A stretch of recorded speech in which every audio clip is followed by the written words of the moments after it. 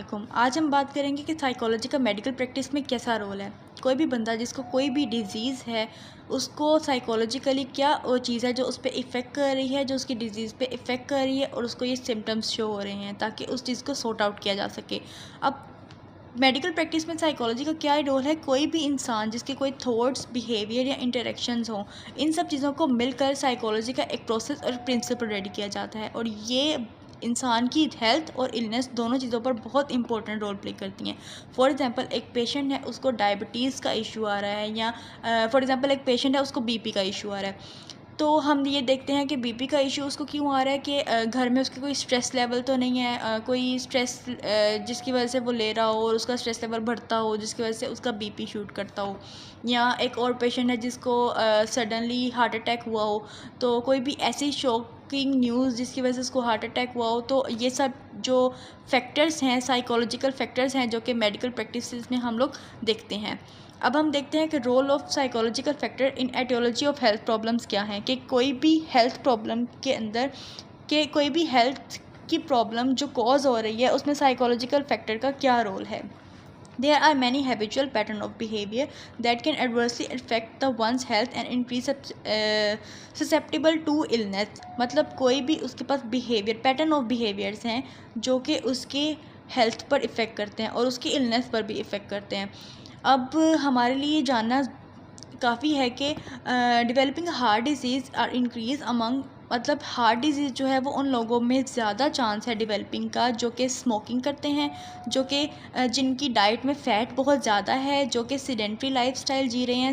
Sedentary lifestyle का मतलब ये होता है जो कि फ़िज़िकली इतना मूवेबल नहीं होते और वो फ़िज़िकली बैठे रहते हैं और जिनका फ़िज़िकल मूवमेंट बहुत ज़्यादा कम होती है, वो होते हैं। और ओबेसिटी आ जाती है। मिस यूज़ और एब्यूज़ ऑफ ट्रैंक्विलाइज़र वो होते हैं जिसमें जो ऐसे लोग जो कि एंटी स्ट्रेस ड्रग ले रहे होते हैं, जो कि मतलब अपने टेंशन को कम करने के लिए, उसको रिड्यूस करने के लिए जो ड्रग्स ले रहे होते हैं, उसका मिस यूज़ या एब्यूज़ जो है इस वजह से भी हार्ट की डिजीज़ हो सकती हैं। या अल्कोहल यूज़ करते हों या स्ट्रीट ड्रग्स यूज़ करते हों जिसमें हीरोइन आ जाती है, स्टिमुलेंट्स वगैरह आ जाते हैं।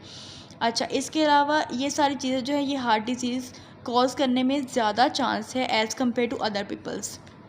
अच्छा, इसमें क्या है, they are lead to disease and consequences that include, अब इसमें डायबिटीज़ भी हो जाती है, डायबिटीज़ मेलाइटिस हो सकता है, सिरोसिस ऑफ लीवर हो सकता है। सिरोसिस ऑफ लीवर का मतलब है जिसमें लीवर के जो सेल्स हैं उनके ओरिजिनल सेल्स या उनके हेल्दी सेल्स जो हैं वो स्कार सेल्स में चेंज हो जाते हैं, डैमेज सेल में चेंज हो जाते हैं।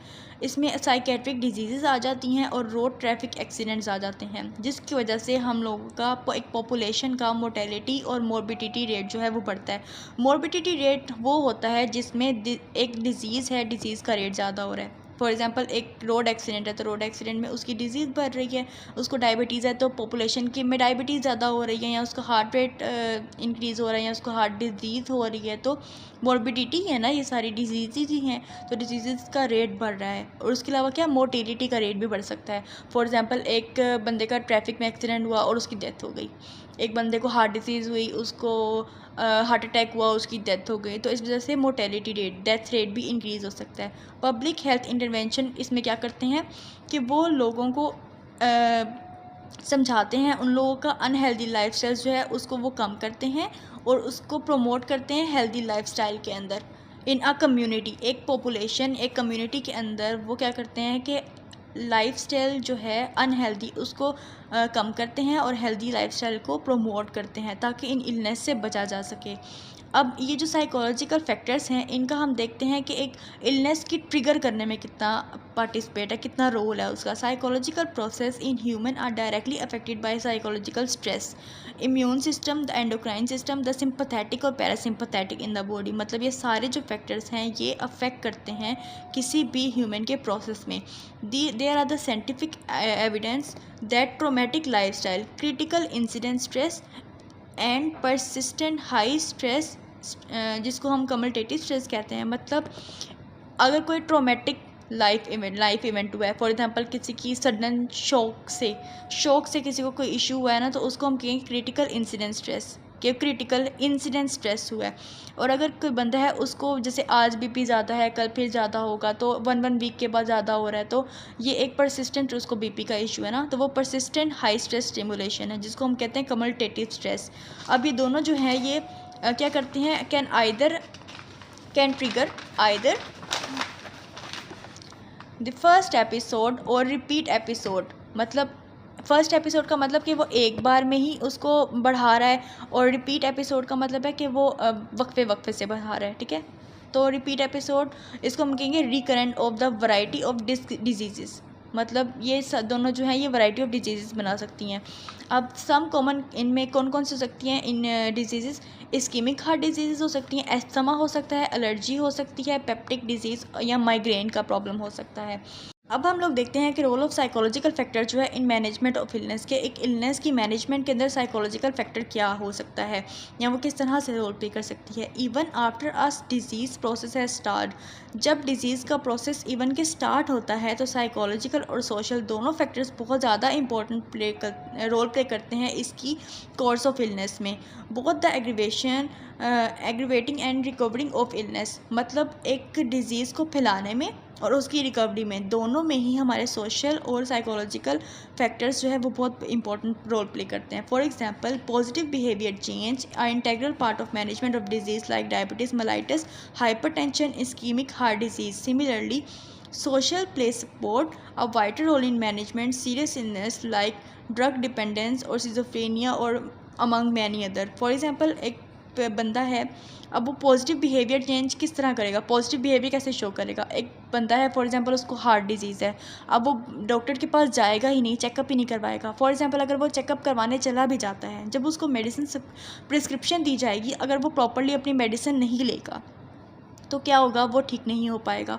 तो उस सेंस में वो फिर ठीक नहीं हो पाएगा तो फिर इशू होते हैं। इसलिए वो पॉजिटिव रिस्पॉन्स कैसे शो करेगा कि अगर वो चेकअप भी अपना प्रॉपरली करवाए, टाइमली करवाए और फिर मेडिसिन भी प्रॉपरली ले।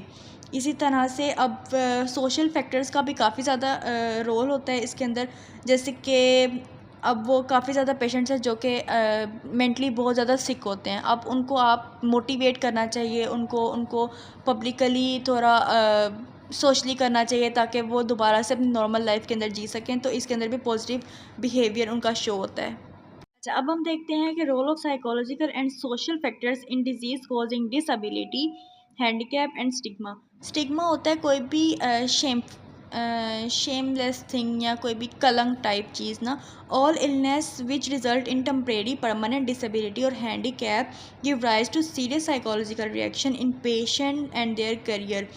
डिस्पेयर, होपलेस, गिल्ट फील होता है, एंगर होता है, फ्रस्ट्रेशन होता है, लॉस ऑफ मोटिवेशंस होती हैं। Similarly illness is associated with social stigma, जैसे HIV या एड्स की डिजीज़ जो होती हैं ये हमारे सोसाइटी में बहुत ज़्यादा बुरी मानी जाती हैं। और मतलब इंसान जब किसी को ये प्रॉब्लम होती है तो लोग कहते हैं इससे दूर दूर रहो और इस तरह की चीज़ें, जिसकी वजह से वो बहुत ज़्यादा डीमोटिवेट होता है और गुस्से में आता है और होपलेस हो जाता है। अच्छा, इसमें आ जाती हैं ये वाली डिजीज़ आ जाती हैं associated with various psychological and social challenges. मतलब वो सोशली बहुत चैलेंजेबल हो जाती है उस बंदे के लिए वो चीज़ें। और addressing these issue integral part in management of such illness, और इनकी मैनेजमेंट के लिए बहुत इंपॉर्टेंट रोल प्ले करती हैं सोशल फैक्टर्स हमारे। अब role of psychological factor in patient reaction to illness. अब हम देखते हैं कि पेशेंट का अपना रिएक्शन क्या होता है किसी भी बीमारी के according. A person attitude toward his her illness can play a vital role in determining a person future health. मतलब एक बंदा है अगर उसको कोई बीमारी है तो वो किस तरह से रोल प्ले करेगा कि वो बेहतर से बेहतर लाइफ जी सके। Poor compliance with the doctor prescription, मतलब एक पुअर कंप्लाइंस, आप पुअर बिहेवियर शो कर रहे हो एक डॉक्टर की प्रिस्क्रिप्शन को लेकर, continue to become a major hurdle toward the success of a treatment. मतलब एक बंदा है उसको कोई प्रॉब्लम है लेकिन वो अपनी ट्रीटमेंट नहीं ले रहा, अगर वो प्रिस्क्रिप्शन ले भी रहा है डॉक्टर की तो उसको फॉलो नहीं कर रहा, तो इस तरह से वो कैसे ठीक हो सकेगा। उसकी तो ट्रीटमेंट में हर्डल्स आ रही हैं ना। तो this non adherence to treatment often account of excessive and inappropriate use of psychological defense mechanism.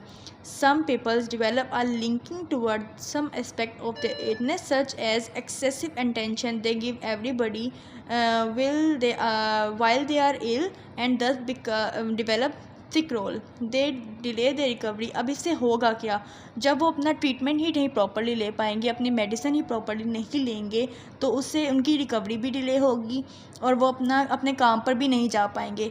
आज positive psychologist reaction to illness on the other hand can hasten the recovery and healing process. अब इसके बजाय वो बंदा जो कि अगर बीमार है तो वो डॉक्टर के पास जा रहा है, प्रिस्क्रिप्शन ले रहा है, मेडिसिन ले रहा है, प्रॉपर ट्रीटमेंट करवा रहा है, तो वो क्या होगा, ईज़िली ठीक भी हो जाएगा, उसकी रिकवरी भी जल्दी हो जाएगी और वो उसका हीलिंग प्रोसेस भी जल्दी हो जाएगा। Thank you.